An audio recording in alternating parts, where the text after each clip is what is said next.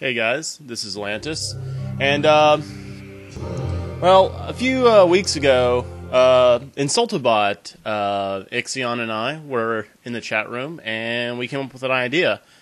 And I thought I'd try to go ahead and put that into works. I already did, put it up at the mag, and it's been downloaded a few times at least. But I've so far, every little technical demo that I've made so far, I've always went in and recorded myself playing it, so I thought, yeah, it's a little late now, but what the hell not? I mean, maybe it'll get a little more attention at the mag. If not, whatever, but here, we'll, I guess we'll just go in and edit this time, it's not really matters.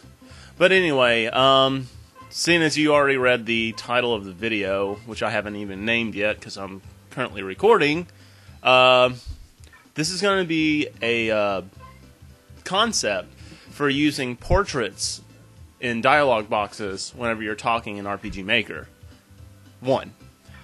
And I'm just going to go ahead and walk you straight through that. I ended up using the characters from my own game, which, you know, whatever. I never claimed to be a creative guy, but as you can see on the bottom left, beside the text box, there's actually an image of the character speaking.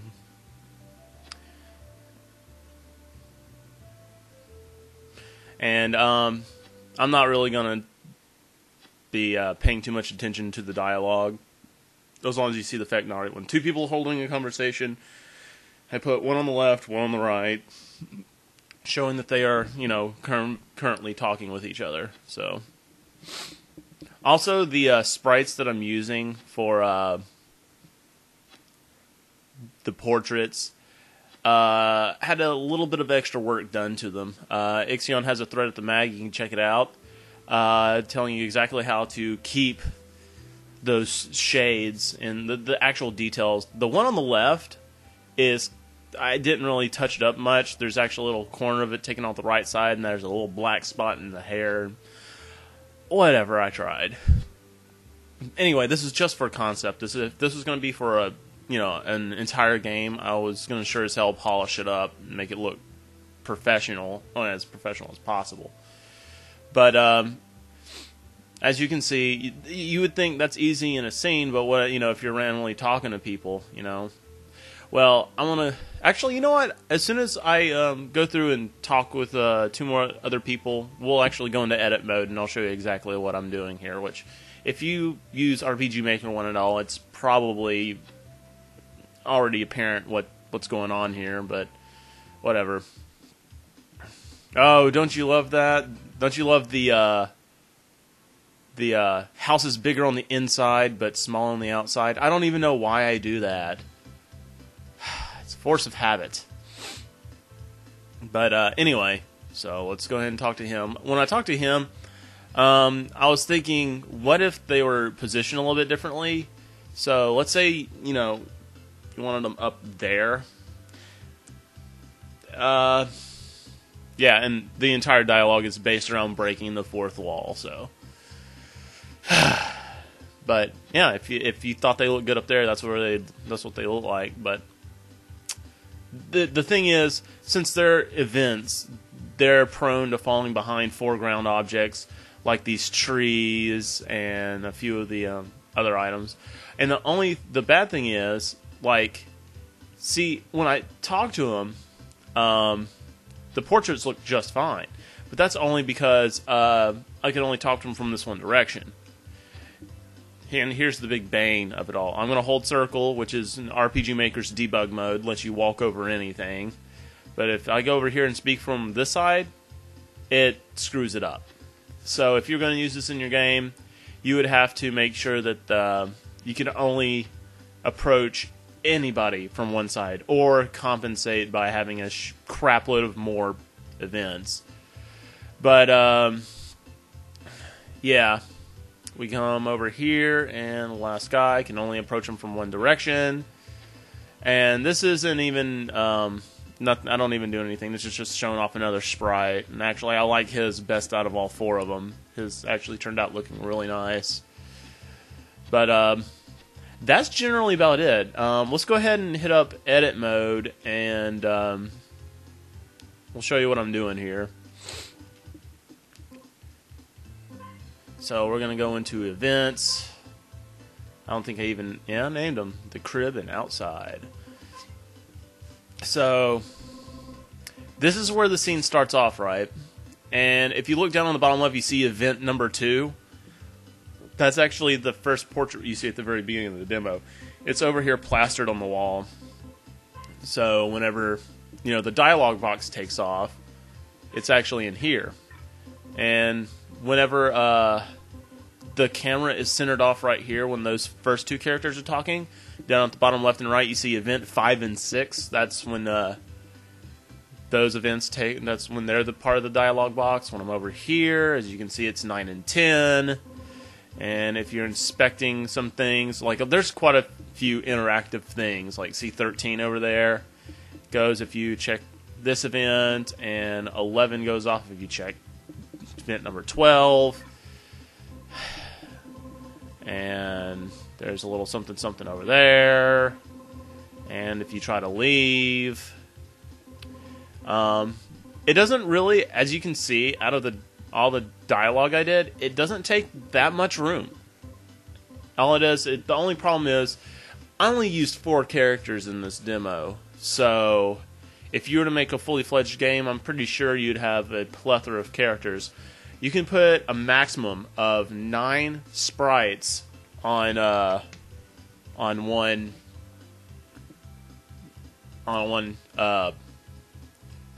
sprite sheet. 9 sprites on one sprite sheet. And actually, now that I'm actually here and able to tell you about this, it's good that I get this out of the way, because this is actually kind of complicated to remember. Alright, now you see event number 8. This is when you're talking to this guy over here. Well, if you look over at event number 10, it's off by 1 space to the left.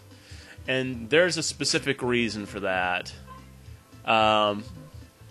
When it takes off, it has to move to the right once and then change to the second guy that we spoke to.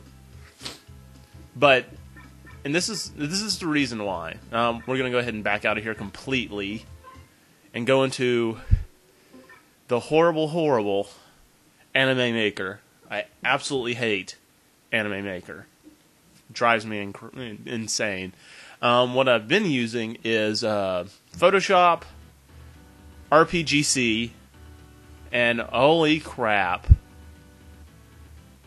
Apparently something's out of whack here. That is weird. Oh well, whatever. We're gonna do character. Oh boy, that looks horrible. Alright, so we're gonna load from the memory. Wow. I need to get that looked at.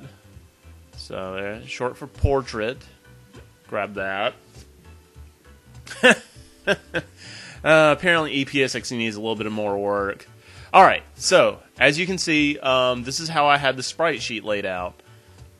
And they look actually a lot less detailed in here than they did in the actual game. Oh, that looks so bad. Oh, that looks horrible. But anyway, as you can see,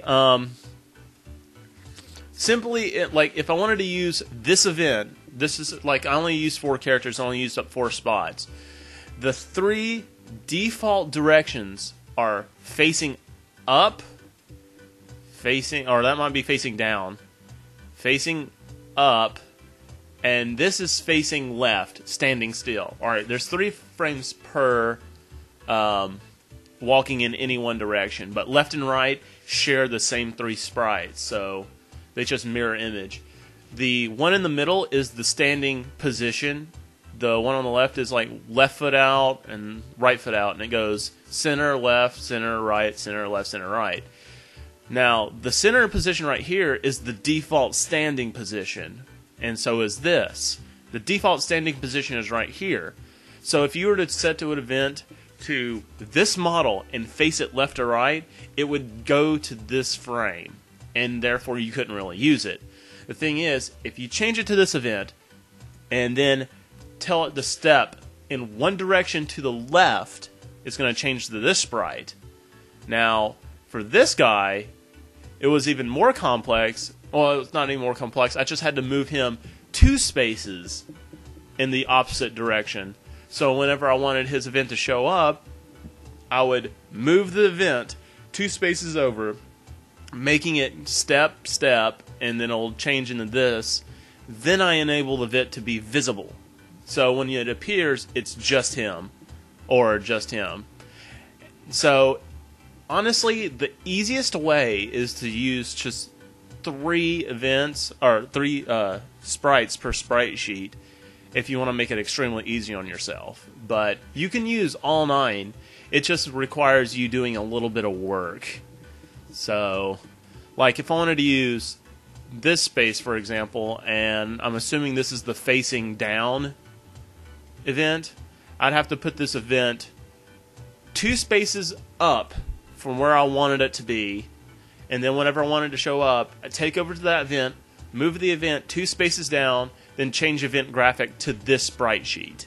Then it would default to that, whatever that would be.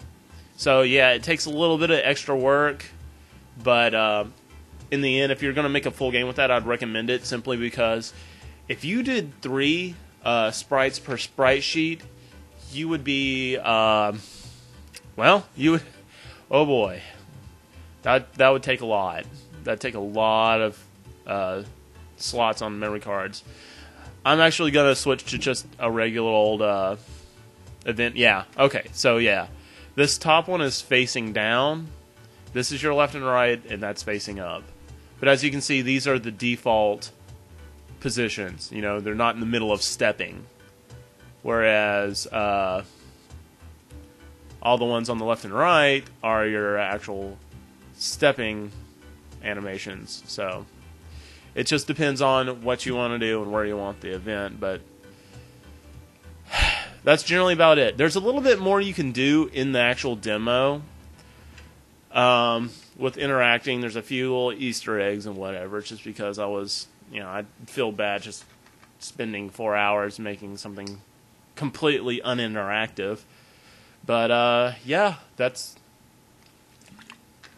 generally about it. If you wanted to check it out yourself or poke around with the system data, go to RPG Maker magazine and download it there and do with it what you want. There's no password on it. So anyway, that's about it. Thanks for spending the time watching this, guys. Take it easy.